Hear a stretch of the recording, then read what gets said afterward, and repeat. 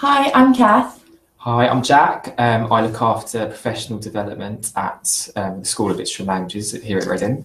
And I'm currently an intern for the Department of Literature and Languages as intern for student recruitment and outreach. So obviously I'm currently doing a placement that counts as part of the professional track. So what is the professional track? Okay, so professional track is something that you've probably seen in your prospectus, or you've seen online and probably thinking, what is this? It's a professional development scheme that is unique to us at School of Literature and Languages at Reading. We believe we are the only university that offers this sort of scheme. And basically it's been formed to support our students with making choices, but also having a go at different sorts of career paths they can take. Yeah. Because as much as studying English Lit or languages is very exciting, it opens up a lot of opportunities. And for some students that can be quite daunting. And we're here to kind of help them embrace that and actually kind of use their time at university to try out some different things. And hopefully by the time they graduate, they've got a bit of a clear idea of what sorts of things they might like to do. Yeah. It's formed up with 3 different components, and it gets listed on the student's degree certificate when they graduate, which is really good because it means that if you're applying for a graduate job, a lot of top employers will want to see a statement of your degree results. Yeah. This is listed on there, so you're able to say that you've actually, not only have you done your degree, you've done the fundamentals, you've actually looked at your professional development whilst at uni. And from experience from my previous job, that is something that works very much in your favour. So it works by students going on various courses that we run, and they are related to different career paths, carrying out placements, and also taking into consideration any extracurricular work that they do. And we package it all together as effectively a university non-credit qualification. So in a nutshell, that's what the scheme is. So obviously literature and languages, loads of degrees there. What sort of courses are there? Are they relevant to all different types? So what do you want? Yeah, so we try to be very rounded in the approach. We actually do work closely with students to understand sorts of things they would like. So if there's a demand for a course about, so for example, this year there was a demand to look into human resources, because a lot of students didn't really know what it meant, what it involved, what a career in that sector would involve. So basically, because there was a demand, I got on the course. So I was able to run an introduction to HR course, which looked at kind of understanding what sort of person you'd need to be to work in human resources. But also what some of the roles would look like in human resources at the same time. But also we've run some very popular courses this year. The most popular one has been social media marketing. A lot of our students are very keen to pursue work experience in that path. So what we do is we make sure these courses aim to give some sort of skill out of it. So we don't want it to feel like you're going to a seminar, because you probably had enough of them anyway when you're at uni.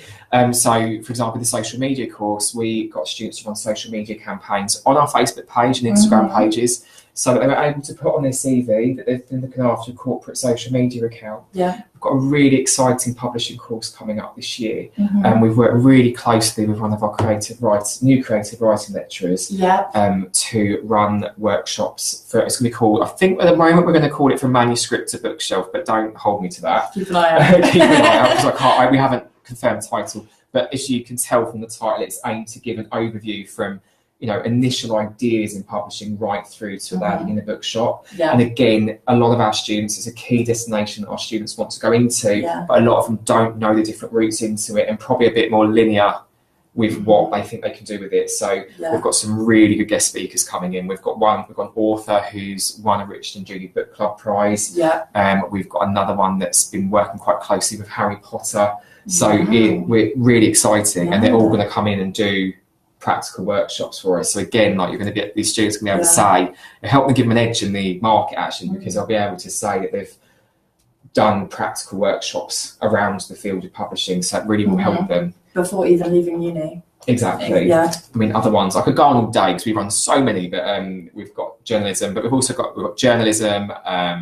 I run professional presentations, so there's ones which help build your behaviours before you leave. But we also work really closely with the careers team for the university, and they run courses for us too, to kind of get students thinking about what your professional profile looks like from day one. And that's something that we're really keen on doing, because yes, university experience is about getting into your modules and enjoying university life, but it is so much more as well. It is so much more, and the sooner you can start doing it and start chipping away at your professional development, from part one, first year, we call it parts, and I don't really understand why. Yeah. It can really help our students, and we're getting some really good successes. Yeah, didn't you offer a first aid course as well, do you? Yes, offer first aid. So there's all different, I remember you saying that was obviously an extra benefit for an employer, as well as sort of an employability skill. It also helps absolutely as an extra thing if someone in the office can do first aid or wherever you might be. So yeah, the extra things like that seem really interesting. Exactly, and so some of it is practical as well, and it just goes to show that we really can be open-ended with what we offer as well, and it's nice to see at the end of it. I mean, I'm coming to the end of my first year in the role. It's nice to see students that have started off taking part in the scheme because they were concerned they haven't got a lot to put on their CV, and then actually seeing at the end of it that they're gaining in summer work, or they've got a good CV written in front of them from the support of our careers team, which is really you can help them enjoyable. put it together. Yeah. So really, if you'd done all the stuff but didn't have someone to help you put it together, you might not be able to express it as well. So this is an internship for me. Yeah. What other sort of placements can be part of the professional track? Yeah. So good question. Yeah. So obviously, yes, Catherine is doing a placement within the university for us, which talks to you like, so far, is it helping your I definitely think, and obviously working with Katie, we've talked about what I want to develop and like why and how we can do it, and then obviously how it can help the school at the same time. So like you said, the professional track being quite like flexible, listening to the students' feedback and trying to like create courses for that. It's the same sort of way with this placement so far, and the school, and tailoring it to like needs and how you can best improve. It's great to have our students working alongside us and also helping them support their professional development at the same time. So it's great. We have actually we've got a couple of interns actually alongside Catherine working with us this summer. And it just means that it helps us kind of look at how you're getting on, but also it means it helps, we're a friendly school, and it means that you're able to actually see maybe a different side to us that you normally see during your day-to-day. But other placements, obviously we do mainly look at external placements. Now these can operate in one of two ways. The main one, the most popular one, is to do 2-week-long placements, and they're called academic placements. So basically most modules, bar like 1 or 2, you can do a placement rather than an assessed essay, for example.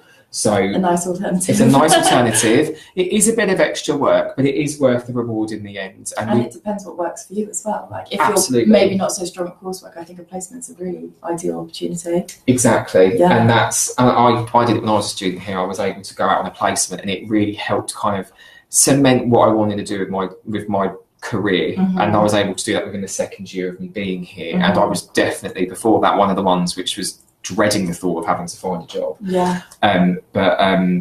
So for example, within English literature, we do have modules which way you will have to go on placement as part of it. So we've got one called Communications at Work, for example, which is about how literature differs between academia and in the workplace, and understanding like how social media has taken control and stuff like that. But also, if you could be studying Virginia Woolf and that still has a place within placements. We've had students this year go to a series of conferences or deliver at conferences as part of a placement. So it's really important to understand that any module means that you can do placement work.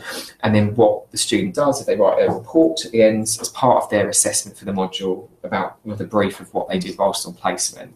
We've had some really good ones this year. We've had a student go to PricewaterhouseCoopers. We've got a student that's been working in the marketing department at the Daily Mirror. Oh, wow. And actually she got on so well that she's been invited back. She's currently here now over the summer. So we've had some good success stories with that. I think that's another benefit of placements. Like people that say take a sandwich year in their degree often do get offered like grad roles, don't they? Yes. So, I mean, if you've got your foot in the door with a company and you've met them and you know how the company works, exactly. How is that not a benefit, I suppose? Exactly. And it's about getting you into the world of work as well. You're not expected when you come here to have all this work experience. You might have just done your work experience when you were at school, which is absolutely fine. Placements probably quite normal, and it was no different for me when I came to university, even though I'm a little bit older than you. It did mean that it does mean that you've got an opportunity to understand what it's like to be in a workplace and to build relationships within the workplace, because it is very different to what it's like being a student as you are now. But yeah, we've had some great success stories and it's growing. So next year we are hoping, fingers crossed, to get some students out on year-long placements, and that's something we're really keen on pushing. Fantastic. So getting a year's experience in industry, which is related to their degree. So that's, again, another big selling point that we can offer that for you. But then continuing to link it within the professional track, which is Exactly. the qualification. Exactly, yes. Nice. So it's exciting times. So what other benefits Okay. does the scheme have? So obviously I could talk all day about this. I wish that this existed when I was here. I think it's a great way of you being able to kind of package your professional development. I think that's key, having the help to like package it and really be able to present it well to an employer. Yeah. Because I wouldn't know how to do that myself without the help, I think. Yeah, and it's only natural to kind of think, well, what is worthy of going on my CV, what isn't? And actually, you know, at the end of each course, we give you insight into the sort of things you can put on your CV as well, because we get that sometimes that doesn't come naturally. And you know, even with us now, I've been a graduate for 5 years now. I still sometimes have to really think and break down the things I've done and actually, that's a skill I've gained that was important. Yeah. I think as well the fact that it's kind of imprinted there as complete proof on your university certificate.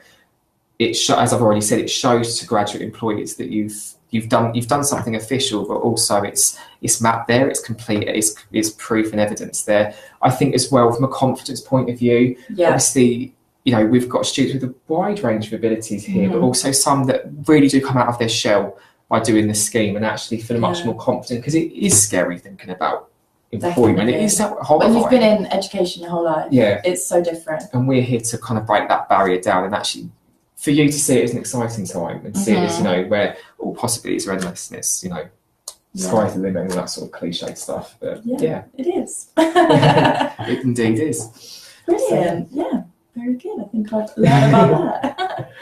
Lovely. Well, if you have any questions, please do pop them in the comments box below and I'll be more than happy to respond to them. But if not, if you're coming to one of our open days tomorrow, I look forward to see. Will you be there tomorrow? Yeah, I'll be there tomorrow. We'll both see you tomorrow, so do look out for us. And thank you. Bye. Thanks for watching.